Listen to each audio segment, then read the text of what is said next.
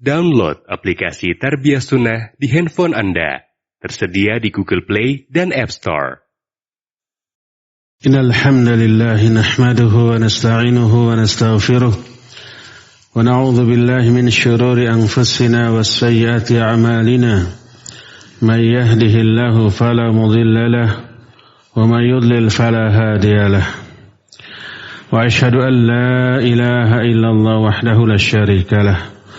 وأشهد أن محمدا عبده ورسوله يا أيها الذين آمنوا اتقوا الله حق تقاته ولا تموتن إلا وأنتم مسلمون يا أيها الناس اتقوا ربكم الذي خلقكم من نفس واحدة وخلق منها زوجها وبث منهما رجالا كثيرا ونساء واتقوا الله الذي تساءلون به والأرحام إن الله كان عليكم رقيبا يا أيها الذين آمنوا اتقوا الله وقولوا قولا سديدا يصلح لكم أعمالكم ويغفر لكم ذنوبكم ومن يطع الله ورسوله فقد فاز فوزا عظيما أما بعد فإن أصدق الحديث كتاب الله وخير الهدي هدي محمد صلى الله عليه وآله وسلم وشر الأمور محدثاتها وكل محدثة بدعة وكل بدعة ضلالة وكل ضلالة في النار. قال الله تعالى في كتابه الكريم أعوذ بالله السميع العليم من الشيطان الرجيم يا أيها الناس إنا خلقناكم من ذكر وأنثى وجعلناكم شعوبا وقبائل لتعارفوا إن أكرمكم عند الله أتقاكم إن الله عليم خبير. Hadirin sidang Jumat yang Allah muliakan, Jumat yang lalu kita sudah menjelaskan salah satu penyebab kerasnya hati. Kita akan terus bahas supaya kita bisa menghindarkan hal tersebut. Kita membahas keburukan bukan untuk melakukan keburukan itu, tapi agar bisa menjauhkan diri. Kita punya musuh dalam kehidupan. Musuhnya berupa apa? Syaitan. Berupa orang kafir, orang munafik. Berupa hawa nafsu kita. Bagaimana caranya agar kita tidak kalah oleh mereka? Pelajari tipu daya mereka. Kenali mereka semendalam mungkin. Ketahuilah kelemahan dan kekuatannya. Kekuatannya bisa kita hindari, kelemahannya bisa kita manfaatkan untuk menghancurkan mereka. Demikianlah seluruh keburukan adalah musuh kita. Kita membahas keburukan bukan untuk diamalkan, tapi untuk bisa dihindari. Termasuk beberapa penyebab kerasnya hati.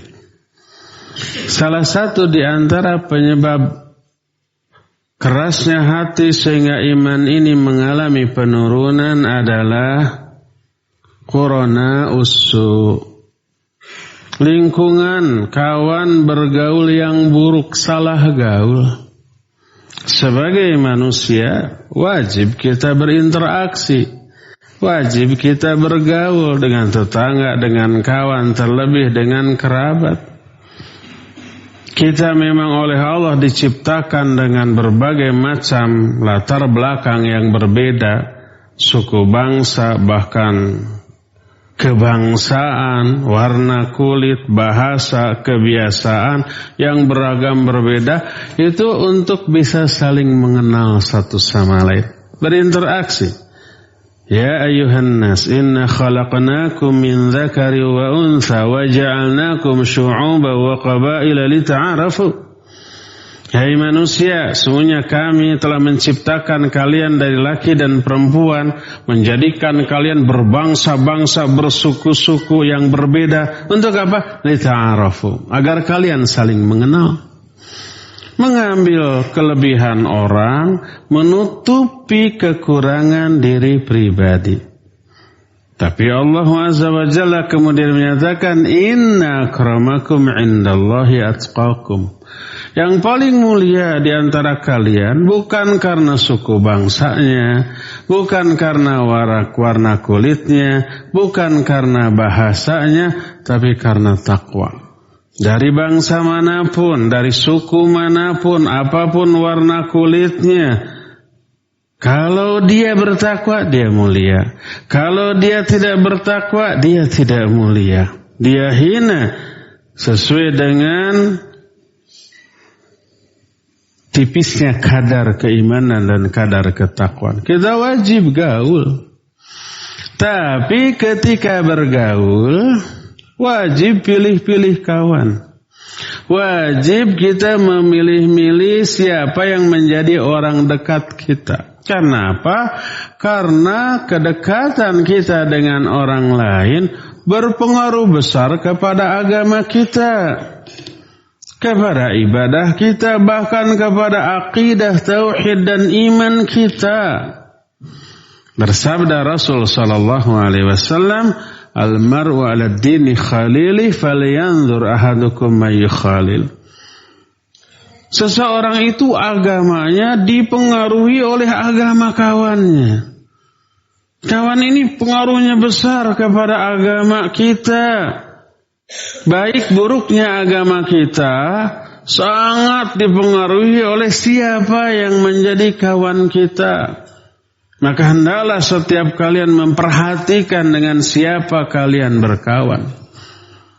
Makanya berkata Fudail bin Iyad rahimahullah, laisa syai'un ablagh fi fasadi rajulin wa salahihi min sahibin. Tidak ada sesuatu pun yang paling besar pengaruhnya dalam rusak agama atau kesolehan seseorang dibanding seorang sahabat. Peribahasa dalam bahasa Arab menyatakan as-sahib sahib.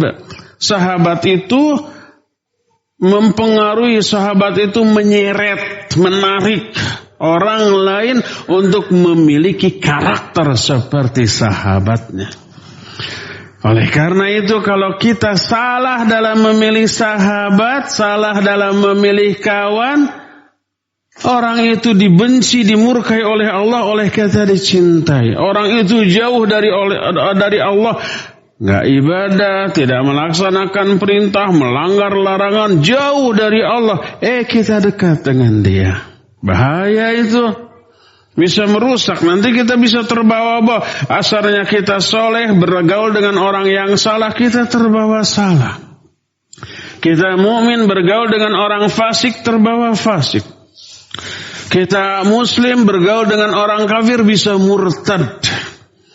Saking besarnya pengaruh seorang sahabat. Dan sejarah sudah banyak menjelaskan hal tersebut. Banyak orang yang baik bergaul dengan orang yang buruk, terbawa buruk. Sebaliknya orang yang buruk bergaul dengan orang yang baik demi memperbaiki diri, berubah, terbawa menjadi baik. Berdasarkan hal itulah maka pertama kita lihat contoh seseorang yang pada dasarnya baik, mencintai Nabi SAW, membela pribadi beliau dan melindungi beliau dari kejahatan orang-orang kafir. Beliau adalah Abu Thalib, paman Nabi SAW. Tapi selama itu tidak mau masuk Islam. Didakwahi oleh Nabi SAW. Kenapa? Karena memiliki kawan bergaul yang buruk. Dia berkawan baik dengan Abu Lahab, Abu Jahal, Utbah, orang-orang tokoh-tokoh kafir Quraisy. Karena Abu Thalib sendiri seorang tokoh di kalangan Quraisy. Dipengaruhi sampai ketika Abu Thalib mau meninggal, Nabi SAW mendatangi, menuntun agar masuk Islam. Beliau berkata, ya ammi qul la ilaha illallah kalimatan asyhadu laka biha indallah. Hai pamanku, ucapkan olehmu la ilaha illallah. Satu kalimat yang aku akan menjadi saksi di sisi Allah dengan kalimat itu di akhirat nanti. Belum Abu Thalib mau mengucapkan la ilaha illallah, ada keinginan, ada. Sahabat dekatnya nih, si Abu Jahal, si Abu Lahab, si Utbah, langsung ngomong, ya Abu Thalib atarghabu an millati Abdul Muttalib. Hai Abu Thalib, apa kamu sudah benci kepada agama Abdul Muttalib? Ini agama nenek moyang kita, bapak kita. Karuhun kata orang Sunda, leluhur kita. Jangan ditinggalkan. Nabi SAW kembali mengajak, hai pamanku, ucapkan olehmu la ilaha illallah. Terus berebut pengaruh. Sampai akhirnya Abu Thalib mati dalam keadaan tidak mengucapkan la ilaha illallah. Sedih beliau, nangis. Seorang yang dekat, dicintai, besar jasanya kepada beliau dan Islam, mati dalam keadaan musyrik. Ketika para ulama menjelaskan hadis ini, banyak faidah yang bisa diambil. Salah satu di antara faidah dari hadis ini adalah buruknya pengaruh kawan yang jelek. Punya kawan orang kafir, orang musyrik, ada keinginan untuk masuk Islam, dipengaruhi sampai akhirnya mati dalam keadaan musyrik. Saking sayangnya ini Nabi SAW kepada Abu Thalib, beliau berdoa kepada Allah memintakan ampunan. Bukannya dikabulkan, malah ditegur oleh Allah. Makana lin-nabi walladzina amanu ma'hu ayastaghfirul musyrikin walau kanu dzal qurba. Tidak layak bagi seorang nabi dan orang-orang beriman bersama memintakan ampunan kepada orang-orang musyrik, sekalipun orang musyrik itu kerabat terdekatnya, seperti pamannya. Enggak dikabulkan, enggak diampuni itu dosa Abu Thalib. Kemudian Nabi SAW berdoa lagi, minta dengan permintaan di bawah tadi, jangan diampuni karena enggak bisa. Tapi ringankan, entengkan azab untuk Abu Thalib. Dikabulkan. Sehingga Abu Thalib karena musyrik harusnya berada di kerak neraka, di tingkatan neraka yang paling bawah. Terangkat menjadi neraka tingkatan yang paling tinggi. Paling bawah, paling hebat siksanya, paling tinggi, paling ringan siksanya. Paling ringan itu cuma diberi sepasang sendal dari api neraka. Begitu dipakai, apa yang terjadi? Ubun-ubunnya mendidih langsung. Itu yang paling ringan. Bayangkan yang paling beratnya. Waliyadzubillah. Allahumma ajirna minan nar. Allahumma ajirna minan nar. Allahumma ajirna minan nar. Karena itulah lalu Nabi SAW menyatakan, laula ana lakana fid darkil asfali minan nar. Seandainya bukan karena doaku, niscaya Abu Thalib berada di tingkatan neraka yang paling bawah. Tapi karena doa Nabi SAW, Abu Thalib terkatral menjadi tingkatan yang paling tinggi dengan azab yang paling enteng, yang paling ringan. Yang paling ringannya juga sudah sangat mengerikan. Ini Abu Thalib mati dalam keadaan musyrik, masuk ke dalam neraka. Salah satu penyebabnya apa? Sampai tidak mau masuk Islam, baru ada kecenderungan. Bagaimana tidak cenderung? Yang menyebarkannya orang yang dicintai, yaitu keponakannya sendiri, dengan kemuliaan akhlak yang tidak perlu diragukan, kebenaran ajaran yang tidak perlu disangsikan. Kenapa nggak masuk Islam? Karena pengaruh kawan-kawannya. Oleh karena itu keburukan pengaruh dari qurana usu atau kawan-kawan yang buruk berakibat buruk lahir batin dunia sampai akhirat.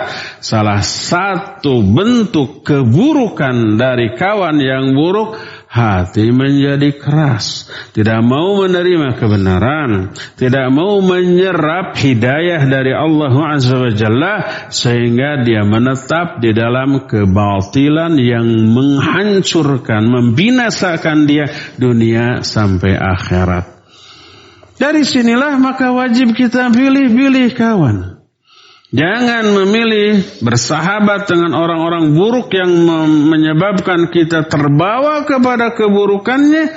Pilihlah bergaul dengan orang-orang soleh agar kita terbawa dengan kesolehannya. Barakallahu li wa lakum fil Qur'anil azim wa nafa'ni wa iyyakum bima fihi minal ayati wa dzikril hakim wa taqabbalallahu minna minkum tilawatahu innahu huwas sami'ul alim.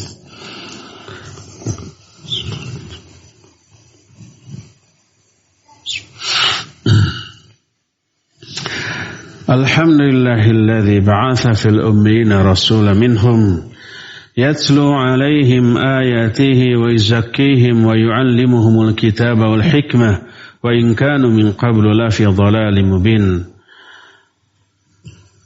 Wa asyhadu an la ilaha illallah al-malikul haqqul mubin wa asyhadu anna Muhammadan 'abduhu wa rasuluh shadiqul wa'dil amin wassalatu wassalamu ala asyrafil anbiya'i wal mursalin wa ala alihi wa ashabi ajmain wa man tabi'ahum bi ihsanin ila yaumiddin. Wa ba'd, ayyuhal hadirun usikum wa nafsi bi taqwallahi faqad fazal muttaqun. Hadirin sidang Jumat yang Allah muliakan, besarnya pengaruh pergaulan diungkapkan oleh para ulama. Di antaranya perkataan Qatadah radhiyallahu anhu menyatakan, kata beliau, ma ra'aitu ahadan yukhalitun nas illa mislahu aw syaklahu. Fasahibus salihin ya ibadallah hatta takuna ma'ahum aw mislahum. Aku tidak pernah melihat seseorang yang bergaul dengan orang lain kecuali orang itu akan serupa dengan kawan bergaulnya. Dari segi akhlak, tingkah laku, bahasa, segalanya menyerupai kawannya. Maka wahai hamba-hamba Allah, bergaulah kalian dengan para solihin, sehingga kamu bersama-sama dengan mereka atau serupa dengan mereka. Sedikit demi sedikit kalau kamu tadinya fasik, kalau kamu umpamanya lalai dari melakukan ibadah, kalau kamu tadinya memiliki akhlak yang kurang bagus, bergaul dengan ahli ibadah, bergaul dengan orang yang berakhlak mulia, bergaul dengan orang-orang yang imannya bagus, sedikit demi sedikit tak terasa terbawa dengan kebaikan mereka. Akhirnya ketika di dunianya bersama-sama mereka, sampai ke akhiratnya juga bersama-sama mereka. Nabi alaihi salatu wasallam menyatakan, al-mar'u ma'a man ahabba. Seseorang akan selalu bersama-sama orang yang dicintai. Sampai ke mana? Sampai ke akhirat. Adapun kalau persahabatan, pertemanan yang tidak didasarkan kepada iman, pokoknya asal bergaul dengan siapa aja bagus, tidak dipilah, tidak dipilih. Kalau dalam bergaul, kalau dalam urusan dunia lain, kalau ingin sesuatu pasti milih. Kita beli buah-buahan, durian pasti milih. Kita beli umpamanya duku, pasti milih. Nggak mau yang mentah, nggak mau yang busuk, nggak mau yang masih keras gitu. Milih umpamanya mau beli pisang, pasti milih. Kadang-kadang dicoba dulu, kalau manis dibeli, kalau enggak jadi. Semua. Jodoh milih, nggak mau sembarangan asal perempuan, nggak. Demikian juga barang lain. Kenapa ketika berkawan tidak memilih? Padahal pengaruh kawan luar biasa besarnya. Oleh karena itulah maka wajib kita memilih dengan siapa kita berkawan. Pilihlah orang-orang soleh.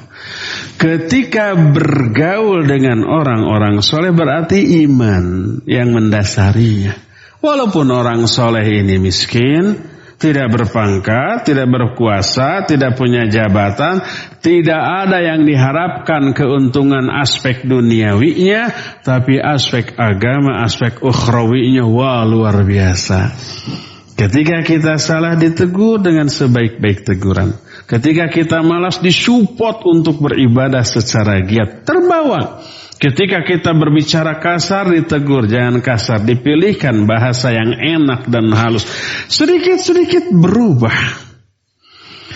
Maka kata Rasul sallallahu alaihi wasallam, orang yang bersahabat atas dasar iman seperti akan tetap bersama-sama sampai ke akhirat. Di akhirat orang soleh tempatnya di mana? Di surga. Maka ketika ada seorang sahabat mendengarkan sebuah hadis, ada seorang yang datang, ya Rasulullah mata sa'ah, wahai Rasulullah kapan kiamat datang? Dia jawab, ma'adadta laha, apa yang sudah kamu siapkan untuk menghadapinya? Dia bilang enggak. Illa uhibbullaha wa rasulah, kecuali aku cinta kepada Allah dan kepada Rasul. Apa kata beliau? Anta satakunu ma'aman ahbabta fil jannah. Kamu akan bersama-sama dengan orang yang kamu cintai di surga. Sampai ke surga tuh. Maka mendengar itu Abdullah bin Umar menyatakan, fa'uhibbur Rasul sallallahu alaihi wasallam wa Abu Bakrin wa Umar wa arju an akuna ma'ahum. Maka aku mencintai Rasul sallallahu alaihi wasallam, Abu Bakar dan Umar. Aku berharap kelak akan bersama-sama dengan mereka di surga, walaupun amalku jauh berada di bawah mereka. Amalnya beda, nanti level surganya berbeda, tapi karena cinta kepada orang soleh terkatrol menjadi satu level di surganya dengan orang yang dicintai. Adapun kalau pergaulan persahabatan tidak didasarkan atas iman, atas hawa nafsu, ini kaya raya lalu bersahabat, ini berpangkat lalu bersahabat, nggak lihat agamanya, nggak lihat akhlaknya, yang penting keuntungan duniawinya. Persahabatan yang tidak didasari dengan ketakwaan dan keimanan kelak akan berubah menjadi permusuhan. Al-akhillau yawma idzin ba'duhum li ba'din adu illa al-muttaqun. Seluruh kasih sayang, seluruh persahabatan, persaudaraan kelak akan berubah menjadi musuh. Tidak hanya di akhirat, di dunia aja ada yang awalnya bersahabat kemudian karena kepentingan dunia berubah menjadi musuh banyak. Apalagi di akhirat. Di akhirat pasti itu. Karena apa? Ketika kawan kita melakukan kemungkaran, kita enggan menegurnya. Kalau ditegur khawatir merusak persahabatan, dibiarkan malah ikut. Demikian juga kita melakukan keburukan, kawan kita segan untuk menegurnya, dibiarkan akhirnya ikut. Kelak di akhirat akan menjadi musuh. Kata si pelaku kemaksiatan, kenapa kamu diam saja ketika saya melakukan kemaksiatan, tidak kamu tegur? Dijawab, saya wegah kalau ditegur kamu ngamuk. Akhirnya berantem menjadi musuh di akhirat. Bahkan ini juga terjadi antara suami dengan istri, antara anak dengan orang tua. Ketika hak dan kewajiban itu tidak ditunaikan, orang tua harusnya mendidik anak dan istri, tapi tidak dididik sampai durhaka, di akhirat menuntut. Jadi musuh, kenapa kamu gak didik saya? Kata suaminya, kata kepala keluarganya, saya sudah mendidik, tapi kamu bandel, berdegong, bedang, wangkalang, tekapalang. Berantem. Allah menyatakan, inna min azwajikum wa auladikum aduwwan lakum fahdharuhum. Sesungguhnya di antara istri dan anak-anak kelak akan menjadi musuh. Maka hati-hati, waspada. Bagaimana cara mewaspadainya? Jalin hubungan suami istri, orang tua dengan anak, dengan kawan berdasarkan ketakwaan dan keimanan. Terapkan aturan yang Allah turunkan dalam Quran Sunnah, insya Allah persahabatan ini persaudaraan ini, hubungan cinta kasih ini akan abadi sampai ke akhirat, bareng-bareng juga di surganya. Allah menyatakan walladzina amanu wattaba'athum dzurriyyatuhum biiman alhaqna bihim dzurriyyatahum. Orang-orang yang beriman lalu diikuti oleh anak-anak turunnya dalam keimanan, maka kami gabungkan si anak itu dengan orang tuanya di surga bareng-bareng, sehingga mengecap kebahagiaan bersama dengan kadar yang tidak bisa kita bayangkan di dunia ini. Semoga Allah Azza wa Jalla menjaga kita dari pergaulan yang buruk dan menuntun kita kepada sesuatu amalan, pemahaman, pemikiran, akidah, keyakinan yang sesuai dengan yang Allah inginkan, sehingga kita masuk ke dalam golongan orang yang selalu mencintainya dan selalu dicintainya dunia sampai ke akhirat. Inna Allah wa malaikatahu yusalluna 'alan nabi ya ayyuhalladzina amanu sallu 'alaihi wa sallimu taslima. Allahumma salli 'ala Muhammadin nabiyyin ummi wa 'ala alihi wa sahbihi wa sallim. Amin. Allahumma ighfir lil mu'minina wal mu'minat wal muslimina wal muslimat al ahya'i minhum wal amwat. Rabbana zalamna anfusana wa illam taghfir lana wa tarhamna lanakunanna minal khasirin. Allahumma inna zalamna anfusana zulman ولا يغفر الذنوب إلا أنت فاغفر لنا مغفرة من عندك وارحمنا إنك أنت الغفور الرحيم. ربنا هب لنا من أزواجنا وذريتنا قرة أعين واجعلنا للمتقين إماما. ربنا أوزعنا أن نشكر نعمتك التي أنعمت علينا وعلى والدينا وأن نعمل صالحا ترضاه وأصلح لنا في ذريتنا إنا تبنا إليك وإنا من المسلمين. ربنا هب لنا من الصالحين. ربنا هب لنا من لدنك ذرية طيبة إنك السميع الدعاء. رب اجعلنا مقيم الصلاة ومن ذريتنا ربنا وتقبل دعاء. اللهم اكفنا بحلالك عن حرامك واغننا بفضلك عما سواك. اللهم إنا نعوذ بك من غلبة الدين وغلبة العدو وشماتة الأعداء. اللهم إنا نعوذ بك من البراس والجنون والجذام وسيل الأسقام.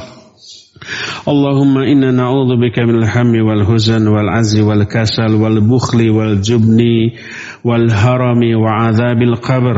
اللهم آت نفوسنا تقواها أنت خير من وزكيها أنت خير من زكاها أنت وليها مولاها. اللهم إنا نعوذ بك من علم لا ينفع ومن قلب لا يخشى ومن نفس لا تشبع ومن دعوة لا يستجاب لها. ربنا لا تزغ قلوبنا بعد إذ هديتنا وهب لنا من لدنك رحمة إنك أنت الوهاب. ربنا آتنا في الدنيا حسنة وفي الآخرة حسنة وقنا عذاب النار. سبحان ربك رب العزة عما يصفون وسلام على المرسلين والحمد لله رب العالمين. آمين يا رب العالمين. أقول قولي هذا واستغفر الله لي ولكم وأقيموا الصلاة.